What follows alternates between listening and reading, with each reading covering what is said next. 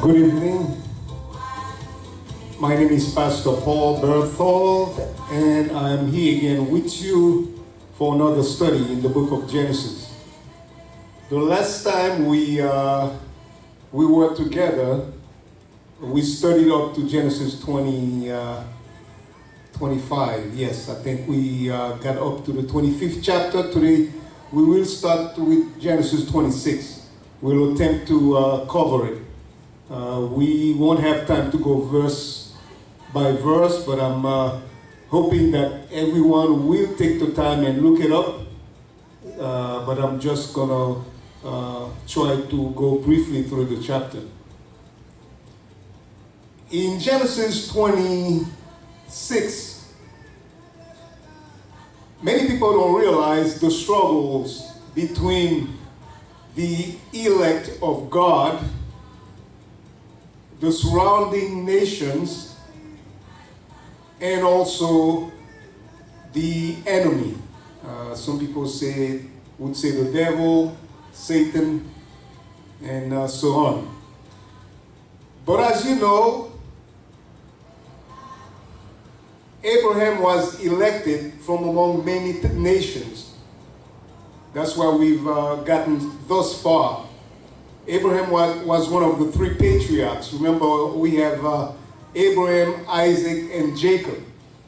So Abraham was the first one that God called out from among the nations to enter into a covenant in order not only to bless Abraham, but to bless the whole world through Abraham's seed, who is Jesus.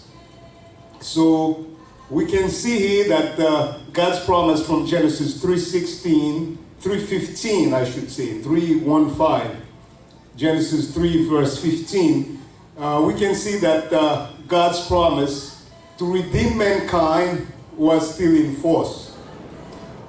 Okay, so here we must also realize that those attacks against the people of God were originated from the spirit world. So it's a spiritual attack that would manifest itself in the realm of the physical. So of course, God's people were to become coming from Abraham, and God knew, well, the devil knew definitely that he would not be able to stop God's plan, but only to delay or at least frustrate it. So that's what we see here in Genesis 26. The enemy was trying to frustrate Isaac. By then, Abraham was dead, and Abraham had already dig a few wells, because at that time they didn't have the running water that we have right now. So instead of running water, they had to dig wells. So what they did, the Philistines, who used to be living there at the time, because I'm sure that you can remember that I told you, studying from Genesis 12, when we were studying Genesis 12, God called Abraham and entered into these covenant with Abraham. So from that time on, God knew that every time the next patriarchs, who was at that time Isaac, when the next one would come, God would renew the covenant. That's exactly what God told Isaac. If you look in Genesis 26, verse 3 through 5, that's what he's telling you. He's telling you, God is telling Isaac, because Abraham obeyed my voice, because of Abraham, I am going to go on with you. So Jesus is not born yet. So of course, the covenant stands. Okay, so here the attacks were being manifested in the spirit, in the physical world. The first attack we've seen here, Isaac had all of his subordinates, those who were working with him, the shepherds and who were digging wells for him. The first place they went to dig a well now was at, the name of the place was Esek. I don't know, some people may say Esek, that's E-S-E-C, which means struggles. Usually in the Bible, names often identify an event, a person, or chains of events. And I'll go into this in a little while. I'm not going to be long. The first well that his servants try to acquire there, all the inhabitants of the land, the Philistines, they were under King Abimelech at that time, they would come and started quarrels with them, contentions, struggles, and then the servants of Isaac had to move. Then they went to another place, they call it Sitna, S-I-T-N-A, which means extreme hatred. So it started with quarrel, with contention, with struggles, with fight, and now they started to turn into hatred. That led to a hatred. And they move again, they went to another place where they are trying to dig another well. That place they call Rehoboth, which is R-E-H-O-B-O-T-H, which means well of oath. That's because at last, well, Rehoboth also means like a large place where you really find room for yourself. So at that place, Abimelech, the king of the Philistines, conceded.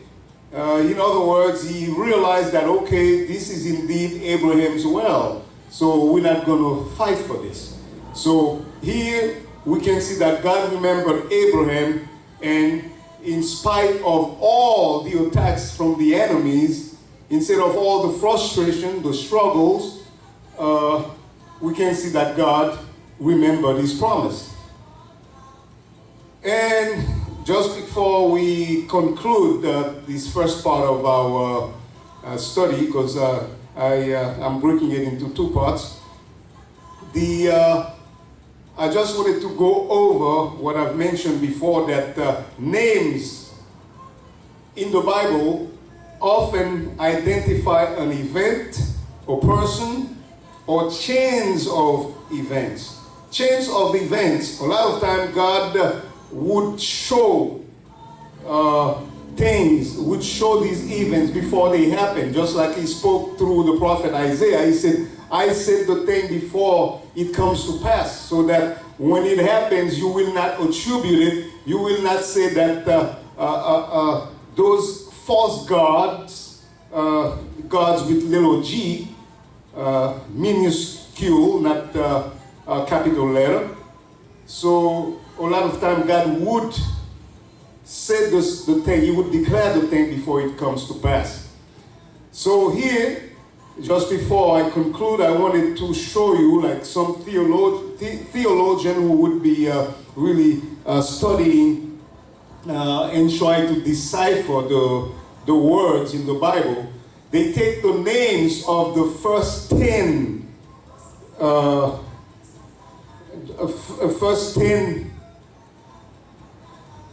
starting from Adam. In other words, they took Adam, Seth, Enosh, Kenan, Mahalalel, Jared, Enoch, Methuselah, Lamech, and Noah. And they tried to decipher those names, and those names give you, believe it or not, it really give you what would happen throughout history, the history of mankind. Because man, which Adam means man, Seth means appointed, Enosh means mortal. Kenan means sorrow. I'm going to stop here to just read what it comes out to. So we don't have to go one by one, but 10 names of, from Adam through Noah. It says, man is appointed mortal sorrow, but the blessed God shall come down teaching. His death shall bring the despairing comfort, rest. Rest, comfort, rest, that's Noah. That was Noah's name. So that as you can see, remember the covenant that God had with Noah, that when he promised that I will not destroy the earth with water again. At the time of Noah, there was some kind of rest, because just before that it was a lot of struggles. And of course, we're gonna end here so we can go. We're gonna take a few minutes or so we can go to the second part of our studies. May God bless this study. And if you have any question, please do not hesitate to ask, or even when I put these on YouTube, to go there and leave your comments. May God bless you.